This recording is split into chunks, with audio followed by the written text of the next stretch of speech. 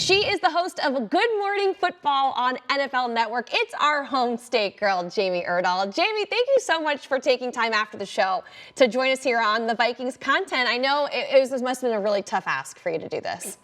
I know. These kind of things come in all the time. Everybody always wants to talk to me. No, Tatum, wonderful to see you. That studio looks beautiful. It's been fun to watch all of the, contract extension, the draft picks. They all come into that desk and they sign. I'm like, I know exactly where that is. It always warms my heart. I'm always happy to chat. I love that because, we know you love the Vikings, and Justin Jefferson's contract extension, you kind of referenced it right there. I'll just kick it off with that. What was the excitement level and the impressions, I guess, around NFL Network and I guess within your family and yourself for him being in Minnesota long term?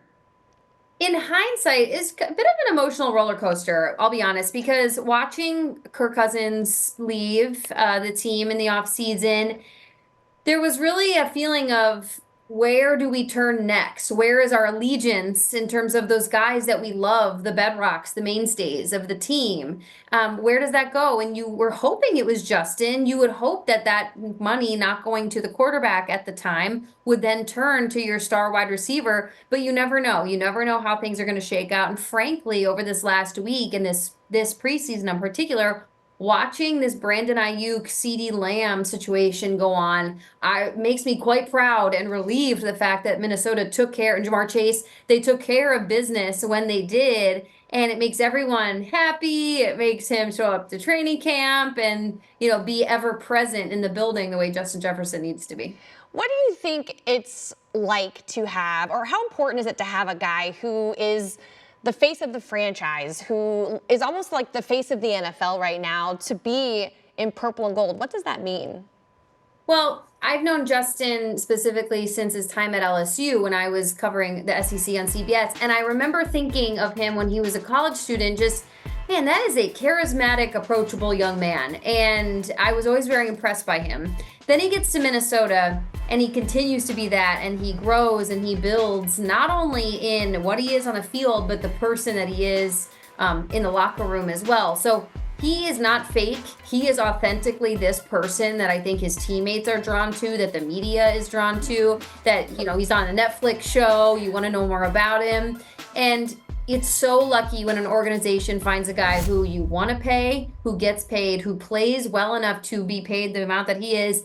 And he is, as you mentioned, the face of your franchise. And when all of those things coincide, I don't think you can put a dollar amount on that value. Yeah, I think the Wolves and the Vikings organization obviously agree with you on that one.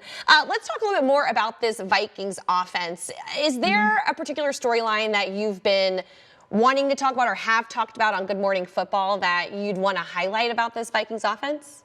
Well, besides the obvious, the fact that it was going to be a J.J. McCarthy question mark. I know I'll say now that because we have this argument all the time on the show about Drake May.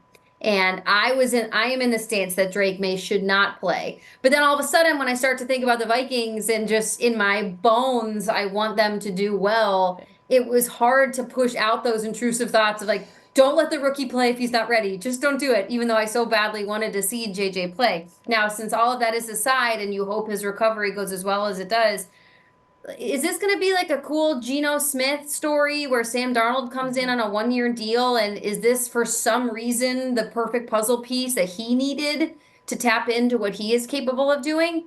Now, how that conflicts with J.J. McCarthy's future I'm just looking at this one season. Yeah. The quarterback situation is a curious one.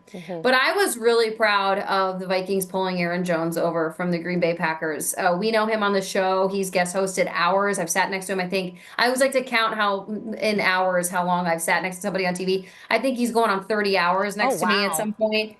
And he's a really cool personality. And this was at a time when Rodgers was about to leave for the Jets. So Rodgers was still a Jet. Aaron Jones is on the show, openly looking at the camera with his sunglasses on and begging Rodgers to stay with us. Stay, you're my guy.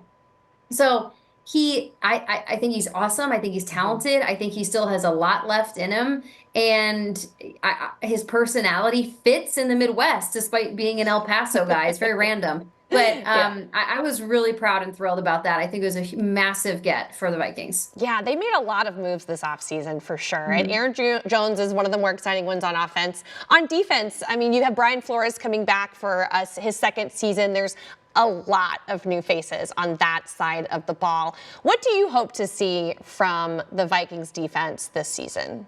Well, sitting next to Jason McCourty all for my 2 first years on the show, Jason played for Brian when he was with the Dolphins. And so he specifically knew what Flores demands from his defense and really the type of guys he required. So it wasn't until I started to listen to Jason talk about a Flores-led defense and that it was going to take him always a year or two to get guys in that specifically fit the style, intensity, and demands of a Brian Flores defense. So I think we're going to start to see the fruits of that by now. And specifically, I'm talking about Dallas Turner and that draft pick.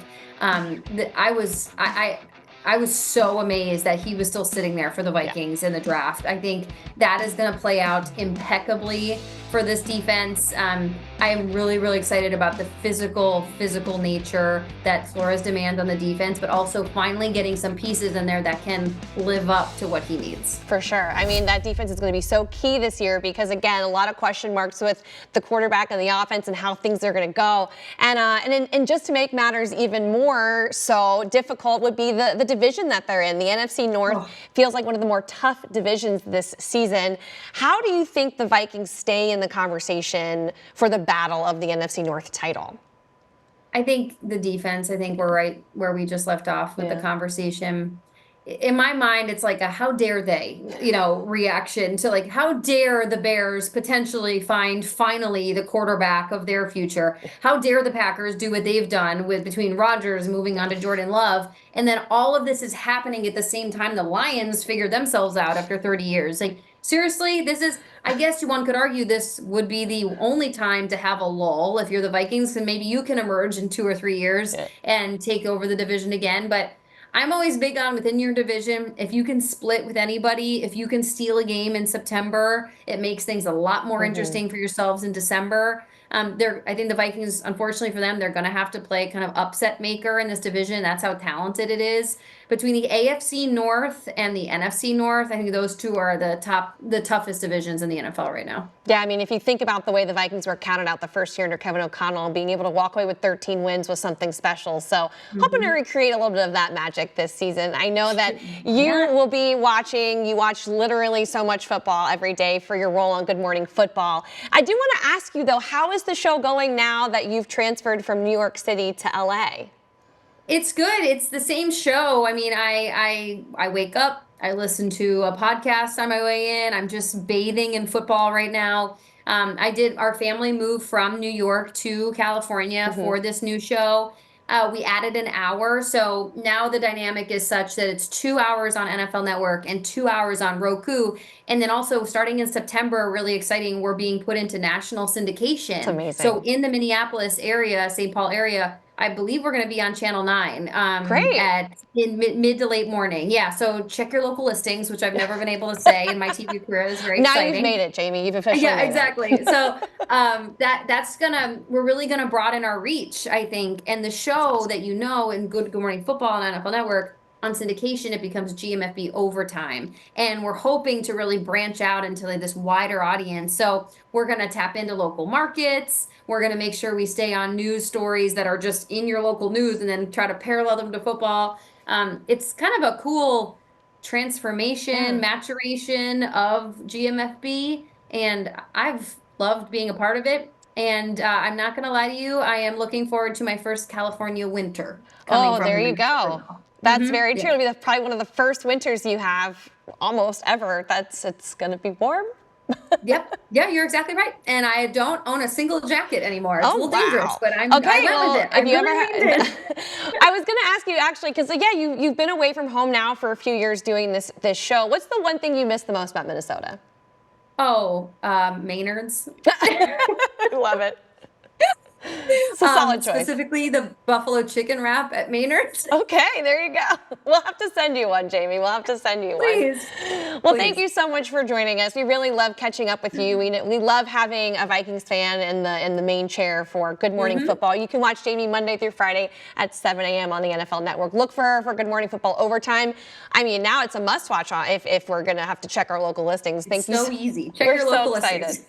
Thank you so much, Jamie, for your time.